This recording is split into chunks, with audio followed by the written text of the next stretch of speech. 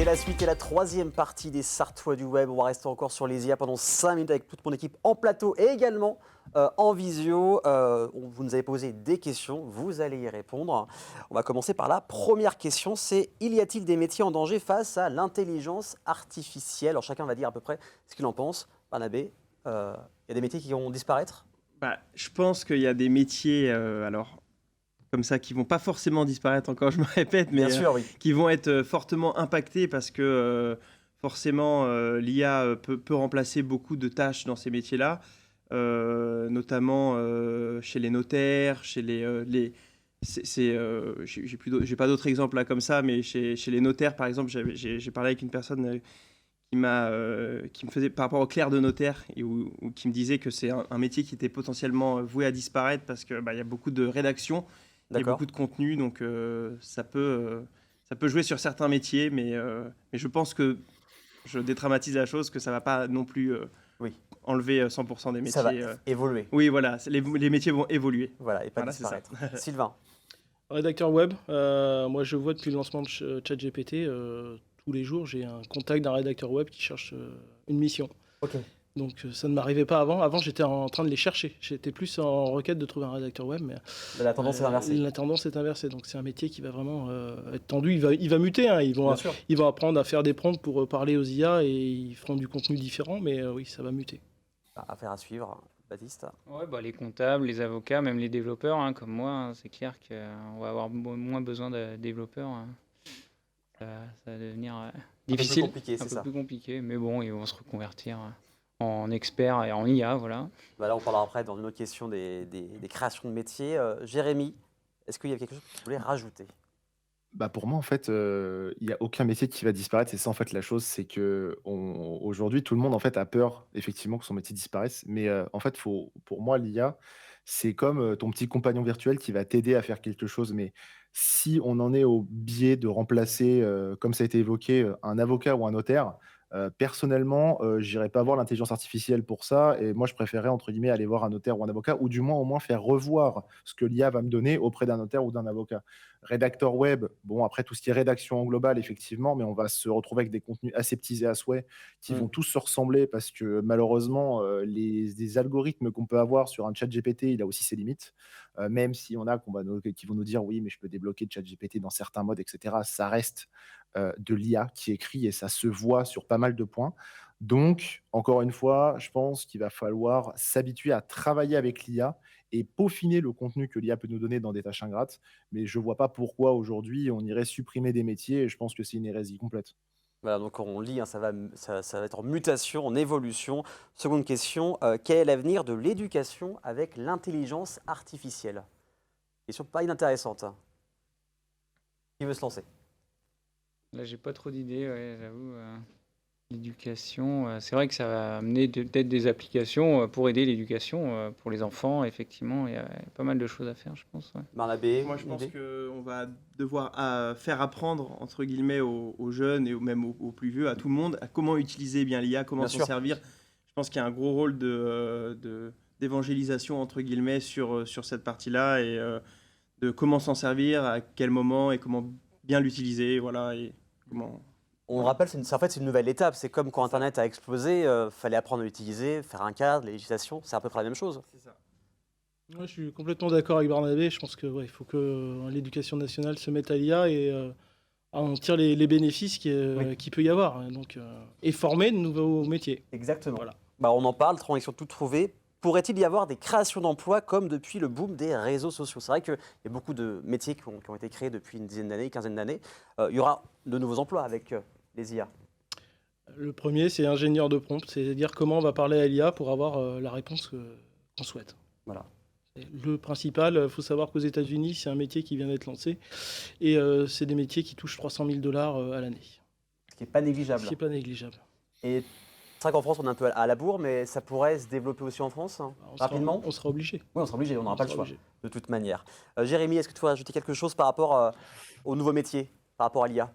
Ouais, revenir vite fait aussi juste sur l'éducation, je pensais à quelque chose de très intéressant, mais imaginons demain, alors bon, si on revient sur le biais, par exemple, je pense que l'école n'a pas été, celui qui a mieux formé les enfants sur internet ou même, sur les jeux vidéo, et ça j'en passe. Mais, par exemple, pour orienter les enfants, ça peut être assez intéressant de mettre en place des IA avec, pas mal de questions sur tout un parcours scolaire, Mmh. pour lui proposer différents métiers, différents cursus et cetera, qui sera vraiment adapté à ses besoins et à ses envies. Ça, je pense que ça pourrait être une plus-value, assez dingue et assez accessible. Sur le côté, en fait, de la création d'emplois, faut pas oublier aussi aujourd'hui, les 3 gros acteurs qui ont beaucoup d'argent, tu as, du Google, tu as du Microsoft et cetera. Ça reste des big data. Enfin, tout ce qui va être génération de prompts, ça existe effectivement, mais entre guillemets, c'est un métier qui va avoir, allez, si on est large, 5 ans d'existence, le temps qu'on ait trouvé une 1re limite à l'intelligence artificielle la plus performante au monde. Après, franchement, c'est toujours pareil. La création d'emplois, elle peut être tellement vaste Mmh. autour de l'IA. Déjà, il va falloir développer des nouvelles méthodes en fait, d'analyse, des nouvelles méthodes de machine learning. Donc les développeurs vont s'en faire à cœur joie d'avoir, à blinde de nouveaux travail. Il va falloir se spécialiser aussi, là, on voit énormément d'offres, hein, chez du Amazon Web Services ou chez du Microsoft Azure pour, tout ce qui va être, IA manager, cloud manager, tout ça pour bosser avec l'intelligence artificielle. Donc oui, dans le domaine de la tech, les emplois vont complètement exploser et c'est, comme sur les 10 dernières années, ça va continuer à monter en flèche. Évidemment. En tout cas, merci à vous 4 d'être, venus sur le plateau, Merci. d'avoir parlé d'IA. J'espère que chez vous, vous en savez maintenant un petit peu plus sur, ce nouvel outil, qui va, évoluer, vous allez voir, de mois en mois, de semaine en semaine. En tout cas, merci à vous 3 et merci aussi à Jérémy. En visio, dans quelques instants, je vais recevoir Baptiste Schneider, qui est facilitateur graphique. Ce que c'est exactement, eh ben, reste avec nous, on en parle maintenant.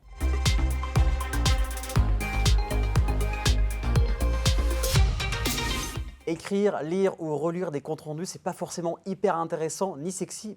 Vous pourrez passer des comptes rendus gros comme ça à juste ça. Et pour en parler, je reçois Baptiste. Salut Baptiste, comment vas-tu?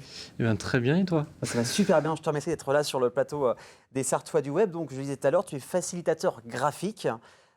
Pour expliquer aux personnes, c'est quoi exactement ce métier? Alors, pour faire simple, la facilitation graphique, c'est créer des comptes rendus simplifiés, synthétisés et vulgarisés avec des pictos dedans, donc des petites illustrations pour D'accord. favoriser la mémorisation et la compréhension. Tout simplement. C'est ça. Donc, tout au lieu de simplement. passer des dizaines de pages de compte rendu, ça tient en général juste sur une feuille, c'est ça? Ou Ouais. c'est sur plusieurs pages? Alors, c'est le but du jeu. Enfin, le but du jeu, lors de conférences, c'est de faire un compte rendu en une seule page. D'accord. Mais des fois, sur des interventions, ça peut aussi être des fresques jusqu'à 6 mètres de long. Enfin, il n'y a pas de limite. Il n'y a pas vraiment de règles, c'est ça. C'est un Non. peu comme le nom, on en parlait en off, mais il y a plusieurs typologies du métier, c'est ça? Ouais, c'est ça. En fait, il y a beaucoup de méthodes de le faire. Chacun va avoir sa propre manière de le faire. D'accord. Donc, chaque facilitateur graphique fait des sketch notes ou des live scribing ou des facilitations graphiques différentes. Donc là, je viens d'aborder 3 termes différents. Ça dépend du ressenti de celui qui le fait, Ok. ou même de la façon de faire, du moment, de l'événement, de Et, tout ça. et toi, comment tu as entendu parler de ce phénomène, de ce métier-là? C'est arrivé comment à toi en fait? Eh ben, en fait, ça fait 2 ans que j'ai découvert que c'était un métier. D'accord. Avant, je le faisais déjà pour moi, pour mes cours, parce que j'arrivais pas justement à retenir. Et donc, je suis passé par des cartes mentales. Et puis, j'ai remarqué que quand je dessinais dans mes cours, je commençais à retenir vachement bien mes cours. D'accord. Donc, petit à petit, j'ai spécifié mes dessins par rapport aux cours. Et progressivement, j'ai réduit mes cours. Donc, je les ai synthétisés, je les ai vulgarisés. Et à la fin, je faisais du sketch note sans savoir ce que c'était. Et il y a 2 ans, quand j'ai rencontré Rossinkit, j'ai découvert que c'était un métier. Et en plus, on m'a proposé de le faire. Donc, Bah voilà. Donc, Que maintenant, que demander de plus? c'est ça. Et quand tu le faisais en cours, est-ce que tes professeurs étaient au courant que tu faisais ce genre de choses ou pas? Euh, Alors, ils étaient au courant que je dessinais, ce qui a fait quelques frictions, on va pas se le cacher, parce que quand on est en cours et que forcément la personne est en train de dessiner, plus que, Oui. entre guillemets, écouter Oui, on se dit, de leur point de vue. Qu'est-ce qu'il fait? Il n'écrit pas mes notes. C'est ça un peu le. Ouais, c'est ressenti. totalement ça. Le gros point, en fait, qui est assez peu abordé, c'est que moi, par exemple, pour me concentrer, pour écouter un cours, j'avais besoin d'avoir cet espace de dessin. Et en plus de ça, le dessin, moi, me permettait de me souvenir du cours qu'il y avait à côté. D'accord. Et ça me faisait justement des petites capsules de souvenirs que je pouvais ressortir lors des contrôles, lors des discussions, etc. Et ça marchait au final. Bah oui. Ça marchait bien, donc tu as eu des bonnes notes, j'imagine. Oui. Correct, ça, on va dire correct. Plus que la moyenne. Ça fonctionnait. Ça fonctionnait, c'est le principal. Forcément, quand on fait des dissertations, mais qu'on a ce côté vulgarisation, synthèse, faire des dissertations en moins d'une page, ça colle pas les deux.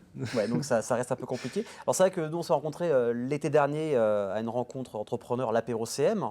C'est vrai que moi, c'était la première fois que j'entendais parler de ce métier. C'est reconnu en France ou c'est encore un peu timide? Ou est-ce qu'il y a un pays où c'est plus développé qu'un autre? Alors, non. Il n'y a aucun endroit où c'est vraiment développé. Au D'accord. final, il y a pas mal de personnes qui le font de base, de prendre justement des notes très simplifiées, très vulgarisées. Progressivement, il y a des personnes qui commencent à rajouter un peu de visuel, un peu de picto dedans.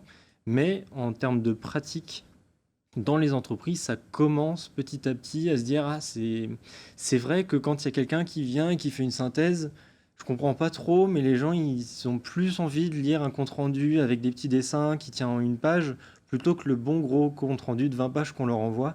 Et donc c'est cet intérêt-là qui commence à venir, sachant que ça fait un gain de temps parce que le compte Évidemment. rendu est déjà fait. Oui. Et en plus de ça, les gens le retiennent et le comprennent. Oui, c'est ça le plus important. En plus, c'est un gain de temps. On parlait de gain de temps tout à l'heure avec la table ronde. C'est un gain de temps de passer de 20 pages à une page. C'est ça, et en plus de ça, il y a plus d'appétence à revenir lire le compte-rendu que Oui. justement devoir relire ces 20 pages-là pour retrouver peut-être une information. Là, en une page, on arrive, on la cherche vite fait, on recherche le petit dessin, la petite notion, et c'est bon, on a déjà l'information. Et les entreprises, quand tu fais ça pour eux, au début, elles sont un peu réfractaires. Comment ça se passe de passer de quelque chose qui est ancré depuis des décennies à ce nouvel outil finalement? Alors, réfractaire, non, pas forcément, parce qu'aujourd'hui, toutes les missions que j'ai faites, c'est surtout les entreprises Qui qui viennent sont te voir, venues me c'est ça. chercher D'accord. pour justement avoir cette compétence-là. Là où c'est le plus compliqué, c'est de faire entendre l'utilité. Alors, c'est prouvé, ça c'était déjà démontré, même sur les retours, sur LinkedIn, etc. Il y a énormément de personnes qui disent bah, maintenant que j'ai vu ton compte rendu, j'y retourne plus tard, j'ai mieux compris la notion, Ouais. etc. Mais les entreprises aiment bien avoir ce bon vieux compte rendu de 20 pages. Mais après, voilà, c'est les mentalités qui évoluent aussi, donc les techniques qui changent. Et ce côté-là de facilitateur graphique, c'est pour ça qu'il y a les deux mots.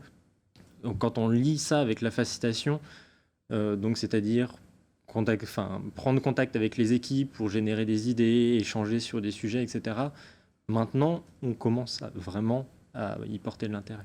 Donc, si je te demande de faire un sketch note sur l'émission d'aujourd'hui, ce serait possible. Je pourrais faire un Tu pourrais sketch note faire. sur la table ronde De qui tout est à l'heure sur les IA, par exemple. Et on a vu plusieurs de tes œuvres à l'image. Ça te met combien de temps à peu près? Enfin, tu restes durant toute la réunion et tu fais ce qu'on a pu voir ou tu prends des notes avant ou comment ça se passe au niveau Alors, du processus? Là encore, ça dépend de chacun et de sa pratique. Moi, ce que D'accord. j'aime bien, c'est commencer en même temps et terminer en même temps. C'est-à-dire qu'une conférence de 1 heure, le sketch note que je vais faire par rapport à ça, je le commence en même temps. 1 heure après, la conférence est terminée, le sketch note est terminé. Il est affiché à côté, on peut le distribuer par mail, sur les réseaux, tout ce qu'on veut. Et après, ça fonctionne autant sur les conférences que sur les podcasts, que sur un document qui a été envoyé, que sur... En fait, il faut une base d'informations. Et à partir du moment où on a une base d'informations, on peut travailler dessus. Parce qu'on avait vu une vidéo où tu avais suivi une conférence de Fabien Olicard, c'est ça? Oui. Où tu avais refait au final un résumé de la conférence. C'est ça. J'ai suivi son TEDx qu'il y avait eu sur YouTube, tout simplement. Et j'ai pu faire ce petit sketch note au fur et à mesure. Et dans quel cas les chefs d'entreprise peuvent te contacter? C'est par rapport à des réunions qu'il y a des situations spécifiques pour faire appel à tes services? Il n'y a aucune situation en réalité vraiment spécifique. J'ai déjà fait par rapport à de l'animation de stand. J'ai Ok. fait pour des j'ai Des plus le terme. événements? Ouais, voilà, des événements ou même voilà, des réunions générales, des assemblées générales, voilà, c'est revenu. Donc, pour tout et rien, au final, même de la présentation de produits informatiques, j'ai déjà pu faire ça et c'était très bien accueilli. Bah ça, c'est le principal. Où est-ce qu'on peut te suivre sur les réseaux sociaux aujourd'hui? Alors, principalement sur LinkedIn, je D'accord. commence à développer un peu les autres réseaux, mais vraiment, LinkedIn, actuellement, c'est le nerf de la guerre. C'est vrai que ça pourrait faire très Instagram, ce genre de contenu.